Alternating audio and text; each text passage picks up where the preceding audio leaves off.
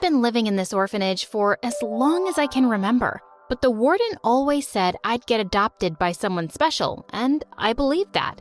All I had to do was wait. When I was 7, a new girl named Viola joined our home. She was beautiful with blue eyes and black hair, very different from the rest of us. Also, she was my age and we became roommates. She said she missed her parents and cried for hours. I felt really bad, so I took her for a walk around the campus, cracked some jokes, and made her laugh. She said she really liked me. But later that night at the dining hall, I saw a group of senior girls bullying her. I've never seen someone with blue eyes like this. Now, be a good kitty and lick up every drop of milk from the floor before the warden comes in. But why did you drop it?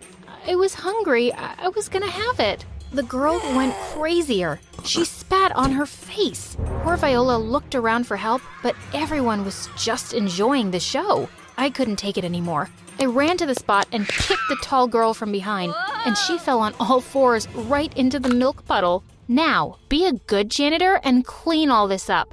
She stood up with fire in her eyes, but thank God the warden turned up just then, and everyone ran off. I took Viola's hand and sat her next to me. We had a happy dinner, and I also shared my glass of milk with her. From that day on, Viola and I became close friends, and soon we were inseparable. 5 years passed, and one day, the mean girl got adopted. We were so happy to see that witch go, but that's when it struck us. What if one of us got adopted? That evening, we made the strongest pinky promise ever. If we're ever getting adopted, we only go together. But only a few days later, the warden called me into her office and introduced me to a rich couple. Hello, dear. We asked your staff, who's the smartest kid here? And everyone said it was you. Would you like to come with us to our home? Oh no, what we feared was actually happening. Someone was here to adopt me, but I couldn't leave without Viola. I'm sorry, but I can't come alone. If you want to take me, you'll have to take my friend too. The couple said they only wanted one girl, but I begged and pleaded, and they decided to see Viola too. The warden called her in, and the couple went all gaga on her. Oh, you're such a beauty. How come I didn't see you in the assembly hall? You're my girl. Let's go home. But only you, please. They were so dumb. Why didn't they understand Viola wasn't leaving without me either? We looked at each other, but suddenly, she just looked away and hugged them. Yes, I like you guys so much. I stood there in disbelief as they walked past me, just like that. She was my best friend. How could she do that to me? I was heartbroken. For weeks, I couldn't get over her betrayal, but I decided I wasn't gonna cry over it forever. I put all my heart into studying and soon was the best student in school. One day, our principal called me and said I was selected for a school swap program where I would get to attend 8th grade in a posh private school. That was so exciting. I stepped foot in the biggest place I'd ever seen. It would take me at least a month to learn the way to class. But just then, a girl blocked my way in the corridor and scanned me from head to toe. She was the prettiest girl I'd ever seen, with beautiful tan skin. I think you got confused. This is an international school, not the Department of Social Services. Want me to show you the exit? No, I know this is a school, and I'm here on a scholarship because… Shush! Are you gonna tell me your life story now? With that, she knocked my books out of my hands and kicked them away. I was shocked, but I smiled and said, yeah, I hate studying too. Books suck. What are you talking about? Are you dumb? Can't you see I'm bullying you here? I'm not trying to be your friend. Just get lost. You're so annoying. She pushed me aside and left. I knew being in this school would be hard, but to my surprise, all the girls were nice, except for that girl, whose name was Margot. In our first lesson, someone pranked the teacher and put gum on her chair. It was stuck to her skirt and the teacher was super mad. Just then, Margot got up and said, "Miss, I know who did this," and then glared at me. Oh no, was she gonna say my name? Viola. We all turned around to see Viola, and I was completely shocked to see that it was my ex-best friend, Viola, and she was sitting alone in the back. The teacher asked her if she did it, and Viola whispered a yes. The teacher yelled at her and sent her to the principal's office. During lunch, I ran to Viola to talk to her, but she completely ignored me and started walking away. Wait, Viola, I'm Scarlet. We used to be best friends, remember? But Viola just lowered her head and didn't stop. What was up with her? Just then I heard Margot behind me. Ugh, why are you talking to that loser? Didn't you see what I did to her today? I put that gum on the teacher's chair. And when I said her name, all that dummy could do was say yes and go off to the principal like a scared little mouse. Why would you do that? Because I can. And I'm not done with her yet. Don't ask too many questions or you'll be my next victim. This was insane. Viola was in trouble and I didn't know what to do. I was still mad at her, but this Margot sounded so powerful. The next morning, I saw Viola standing at the classroom entrance, taking off everyone's jackets and smiling at them like a freaking maid, while Margot was glaring at her. I knew she was making Viola do this, but suddenly Margot spat at her own shoes and yelled at Viola. Hey, come over here and clean my shoe, and do it with your bare hands. Now. What? I couldn't believe this. And Viola was actually walking over to Margot to do what she said. I couldn't take this anymore. I grabbed Viola's arm and stopped her. What's wrong with you? How can you treat someone like this? What's your problem? I told you to keep your poor butt out of this, or I will make your life worse than the hell it already is. You poor, stinky, ugly girl. I got super mad and I slapped her right on the cheek. Before she could attack me, someone else pushed me really hard and I fell down. It was Viola. What are you doing? Don't hurt her. I was shocked. Did she just defend Margot? But she treats you so badly. She's a bully. No, she is my sister. So stay out of this. What did she just say? Her sister? I was super shocked and confused. I didn't understand what was going on with these two. So I went to the principal and told her everything about how I knew Viola, her adoption, and everything happening now in school. The principal looked touched by my story and said that I was a good person. Do you know what's going on between them? Viola and Margot are both adopted. Margot was adopted first because her parents wanted a beautiful girl.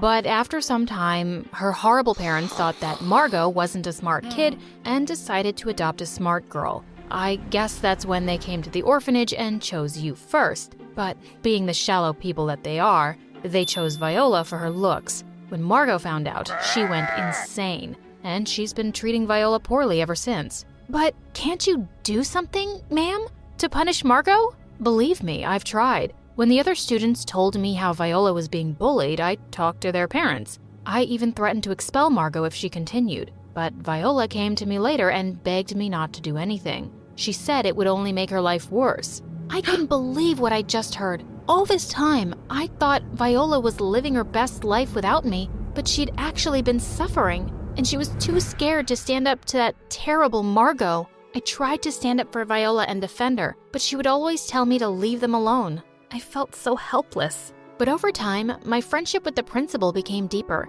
and I'd go to her office almost every day to talk. Then one day, the principal suddenly said, "Scarlet, there's something I want to talk to you about.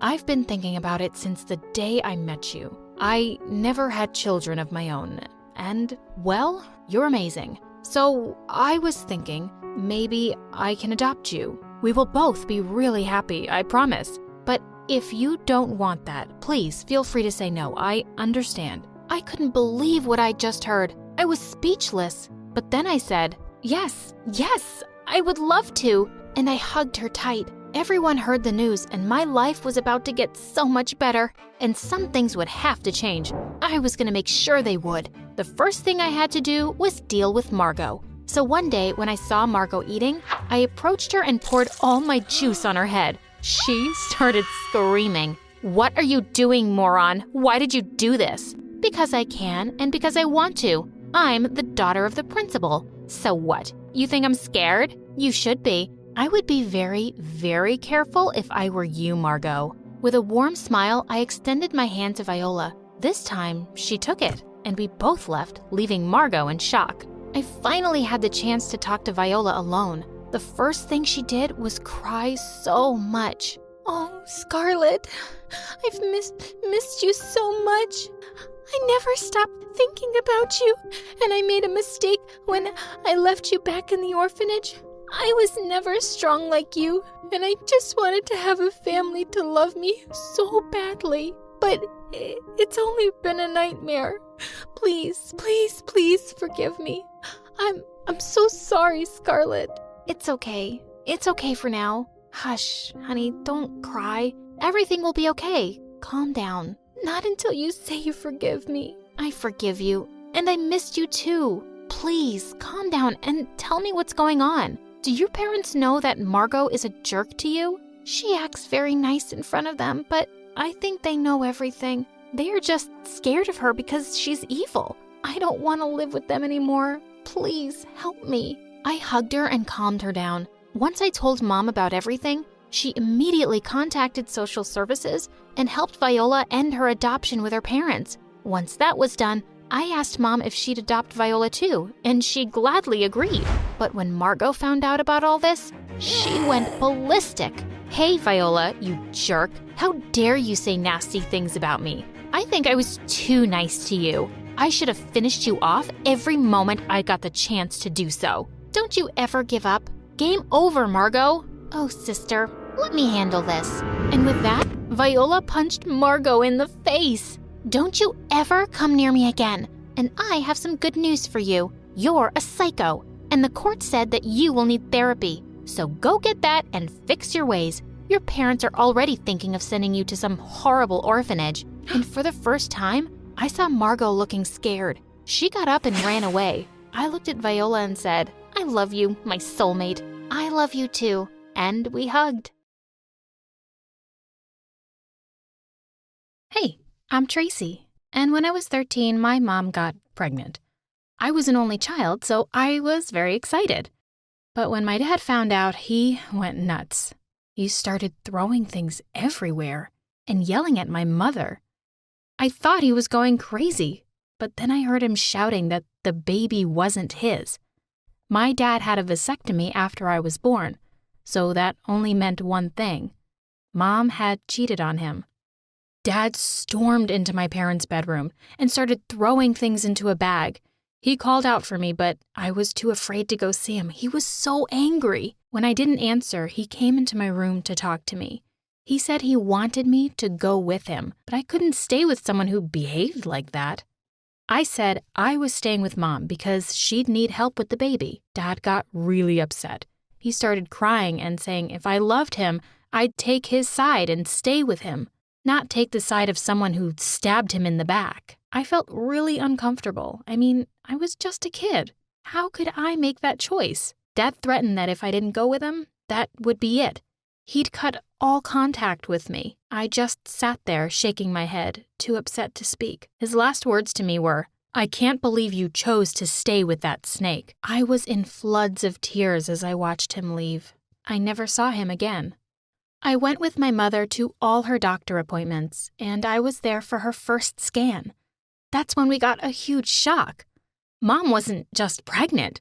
She was having triplets. I had no idea who the father of the babies was. Mom refused to talk about him. She just said she made a mistake and the guy didn't even know she was pregnant. Her pregnancy was rough. It's hard when you're having triplets. When Mom went into labor, she was forced to have an emergency C-section. She lost so much blood, she almost died. I felt so helpless. All I could do was sit in the waiting room crying as medics rushed past to help my mom. One of the nurses tried to make me feel better, but nothing she could say could make me stop worrying. I couldn't lose her. She was all I had. When they finally let me visit, she looked so pale and tired. But my 3 baby brothers were gorgeous. The second I held one of them in my arms, I was in love. Mom said, promise me that if anything ever happens to me, you'll look after your brothers. You're being silly, I said. Nothing's gonna happen to you. But I could tell it was important to my mom, so I promised I'd always be there for my brothers. Mom let me pick out names, and I called them Caleb, Christopher, and Conrad. After my brothers were born, life was hard. Mom suffered postnatal depression, which made it hard for her to look after the babies, so I did everything for them. Caleb's first word was Mom, but he said it to me. I tried to tell him I wasn't his mom, I was his sister, But he wouldn't stop calling me Mom, and soon all my brothers called me Mom as well. Mom wasn't too happy, but I have to say it was really cute. Even though I took care of my brothers, I still got good grades. When I was old enough, I applied to Harvard and got accepted. I was so happy. But I remembered that Mom and my brothers needed me, so I decided to go to community college instead. When Mom found out about it, she burst into tears. She didn't want me to give up my dreams because of her mistake, so I agreed to go to Harvard. But then there was a bigger obstacle. When my brothers realized I was leaving, they didn't take it very well. Caleb told me he was going to hold on to me forever, so I couldn't leave. So I suggested they all move to Massachusetts with me. We got an apartment near campus, so it was easy for me to get to classes. It was a whole new start for all of us. Mom was happier and she started taking care of us again. But one day, I was called out of class. When I went to the dean's office, there were 2 policemen waiting. They told me my mom had had a heart attack. She was in the hospital, but it wasn't looking good. I couldn't believe it. We were supposed to be building a new life together, not ending it. The police took me to the hospital where my mom was on life support. My brothers were already there, and I told them everything would be okay. But I don't think they believed me. I'm not religious, but I spent the next day and night praying. I'd do anything as long as Mom lived. I couldn't lose her. Mom didn't survive. That was the worst day of my life. I didn't just lose my mother, I lost all hope.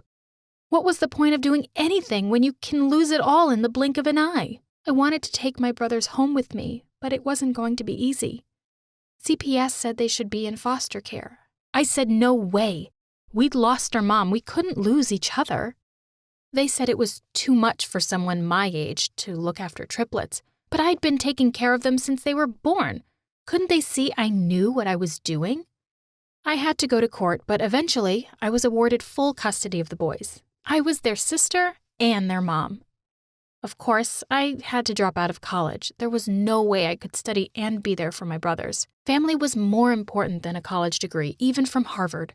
Mom had an insurance policy, which was enough to keep us going for a while, but it wasn't going to last forever. I needed to find a job. But then one of my friends from Harvard called me. She said she worked for a freelance writing company and she wondered whether I was interested in writing for them. That's how I started my freelance career. I made enough money to pay the bills and I could stay home with my brothers instead of having to pay for childcare. For the next few years, we were a happy family. But one morning, I woke up feeling wiped out, like I hadn't slept. I was used to being tired all the time, but this was something else. It was hard getting out of bed. But I had to make sure my brothers got to school. As I made their breakfast, suddenly I was hit with a massive headache. "Are you okay?" asked Conrad. "I'm fine," I said, popping a couple painkillers, but they didn't help. In fact, my headache got worse and my vision went all blurry. Suddenly I collapsed.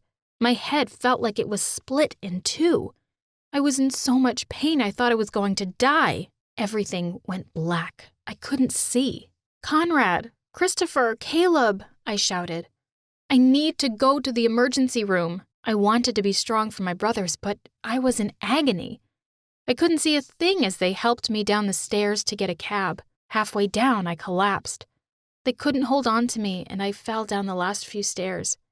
I was lucky not to break my neck. I was screaming in pain all the way to the hospital.